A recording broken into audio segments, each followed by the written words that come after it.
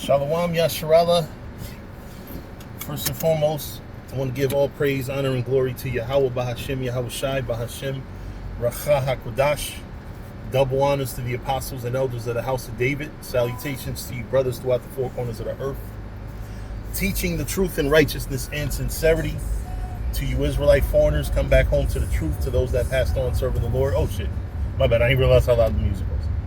Just got back in my car. But salutations to you brothers throughout the four corners of the earth, teaching the truth in righteousness and sincerity.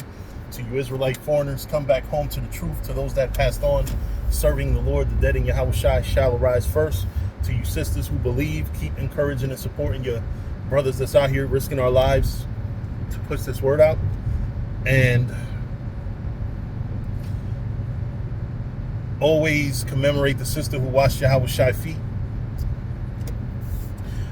This video I want to talk about the stigma that you have to be poor to be spiritual, or you can't do nothing for yourself, you can't make a good living and be spiritual. And I know that nobody teaches that for doctrine, but we encourage it through our actions and the way we talk to brothers and how we look at brothers. You got brothers out here that will, especially the social media age, or brothers see each other on social media. You see what I'm doing on social media, you don't see what I'm out there doing in the streets teaching. Or you might, but you think that somehow me hanging out or going to an event, a function, going to a bar, or even what I'm about to go on a cruise tomorrow. Somebody sees me doing that, they're going to think, oh, this nigga wicked. They will really think that. Nobody will actually say that I'm wicked or anybody's wicked for doing something nice for themselves or buying a house. Nobody's going to say that you're wicked. But it's going to be implied. Brothers are going to say, oh, you're building on a your house is going to burn up. Yeah, we know that. That don't mean that I don't want to be comfortable as I can until the end.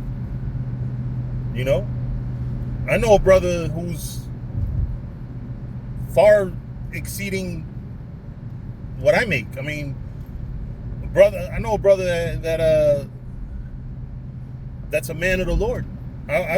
I don't see any fault in him. Nobody ain't perfect, but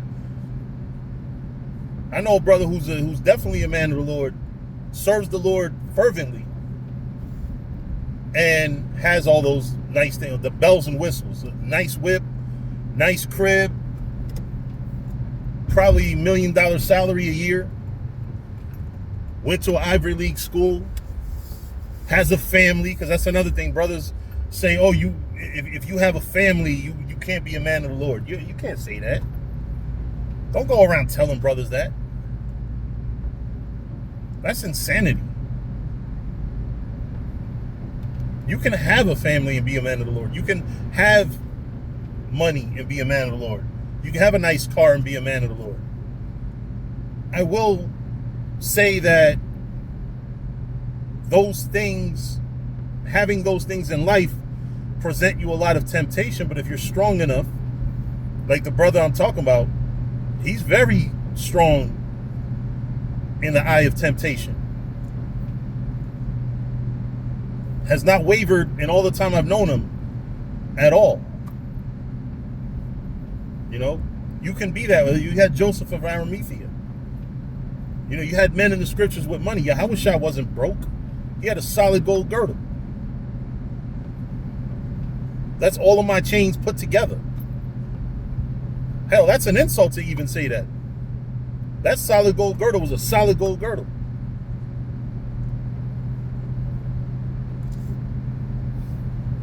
But a lot of you men out here looking at brothers that do well for themselves, just because they're more financially responsible than you, you're looking at them like they're evil. And what it is you want that person's wealth or money. That's why I don't have that spirit. Well, that's not why, but I don't have that spirit.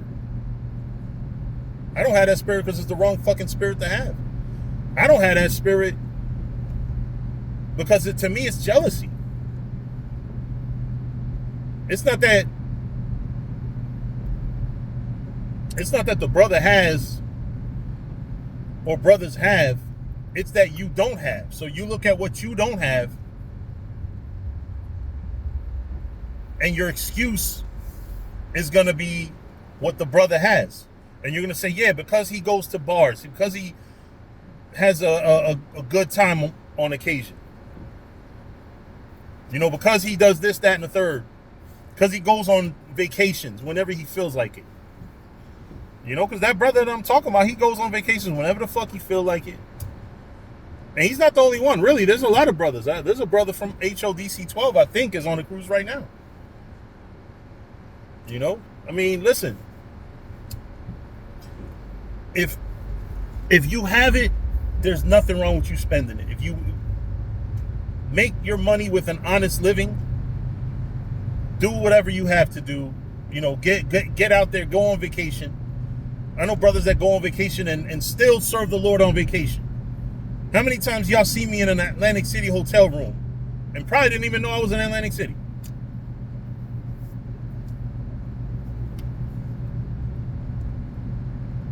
You know, brothers don't forget who they are when they go on vacation. Brothers don't forget who they are when they go to the bar. Am I encouraging more brothers to do it? No, at all. If that's not in your spirit, that is not in your spirit. Then that's perfectly fine. But don't knock brothers that do. Don't sit here and look at a brother and say, oh, he's on vacation all the time. He's wicked. Like, how do you know that shit? You can't pull one scripture on a man without contorting it and telling people, oh, yeah, see, it means this. So that man that has money is wicked. You know, we encourage poverty here. We really do. We really do. I'm not saying that there's anything wrong with brothers that don't have money, because I've been on both sides of the spectrum. And in fact, I've been more on the side of not having it than having it. You know, I've gone through some tough times. I've gone through some real tough times. You know, so I know what it's like. You know, when I was in middle school, I was bullied because I was the bum. I think a big part of why I buy so much expensive shit is because of the trauma that I dealt with, the uselessness that they make you feel like because you're broke. You know, deep down inside in my psychological, I'm pretty sure that's a big reason why I buy the things that I buy. You know, but truth of the matter is, none of that makes me less or more spiritual. But it definitely doesn't make me any less spiritual. I still honor the Most High. I still serve the Most High. You know, you got men out here that really have a mentality that you have to be poor. You know? No, you don't have to be poor. I would even say I'm still poor. I got all that expensive clothes to put in a fucking hotel. I mean, not hotel, in a closet in the hood. I still live in the hood. I still live in a bad neighborhood. It might not be a violent neighborhood, but it's definitely thieves and all types of shit. I live a couple blocks from Frelinghuysen in North. So I'm not living large. You know, but we got to get that out of our mind. You have to be poor. No, you don't. I would encourage brothers, listen, make whatever money that you can make, as long as you're doing the right thing. Because money gives you access. It's not about loving money. As long as you don't love money. Now, if you get to the spirit where you willing to do wrong things for money, now you fucking up. But as long as you don't have that spirit on you, as long as you maintain and stay with the Lord, Can't nobody tell you you're doing wrong. Can't nobody be like, oh yeah, see, that brother got money, man. He's wicked. Like, what the fuck? We equate money with wickedness. We equate anybody that has more than you with wickedness. No, fuck that. Because I know how hard it is to get money in this society, in this day and age. As difficult as it is, you think I'm going to sit here and fucking hate on another brother? Honestly, I don't care what another brother make. You know, like I said, I know a brother that could just call in, hey, buy 1 million shares of Caltech at $10 a share. Because tomorrow, Caltech is going to explode on the stock market. That's fine. That's an honest living. He's not hurting nobody. He's not stealing from nobody. You know, he went to school to become a super bank executive. There is nothing wrong with that. Don't tell that man he's any less spiritual than anybody else. Because like I said, this is somebody that I personally know, and I know that he's a man of the Lord. And if he's not, I can't tell. I couldn't tell. Because everything I see, this man has dedicated his life to the Lord. In everything that I see him do. You know, but anyway, with that, I'm going to say shalom. And, you know, like I said, man, I want to kill that mentality of poverty equals spirituality, riches equal wickedness.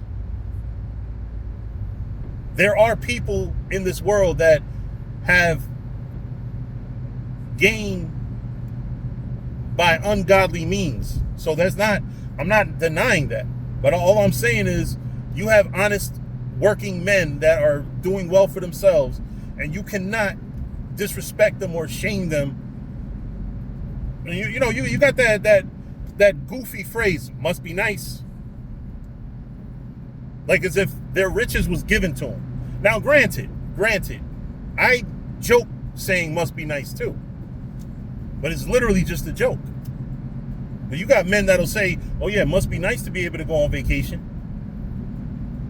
Not having an inkling of what that man had to go through at work to make ends meet. I done had niggas tell me, quit your job so you can go to camp every Saturday.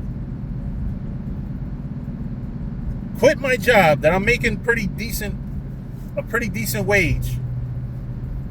Now, granted, I am in the process of trying to find another job so I can be to camp more often. But that's not the only reason, you know. But I go through a lot of shit, you know. I go through a lot of shit where I feel that I deserve a vacation. You know, not from the word. My plan is still to roll the camera when I'm out there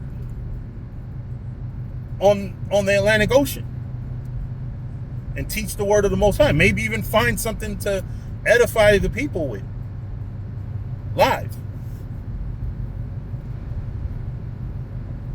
You know, but I'm not going to alienate nobody who's got more than me just because he's got more than me. If he's got more than me through honest means, what can I judge him about? What can I say about him?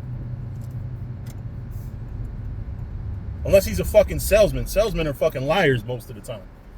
But unless he's that, and even that, like, if your job is a salesman, your job is a salesman. Who is anybody to say, oh, you know, you're wicked because you're a salesman? You know, but anyway, with that, I'm going to say shalom, and please, let's get out of that poverty mentality because it's keeping a lot of brothers. You have to understand something. Like I said before, money gives you access. As long as you just use money as a tool. Money is a tool. If you're a righteous man, that's all money is to you, is a tool. You don't worship it. You don't want to have the most of it. You don't shame others for not having it. You just try to use that tool to give you access to things. That's all it is. You know, the brother that I was talking about, he uses his tool to get access to things. That's it. You know? But anyway, with that, I'm going to say shalom.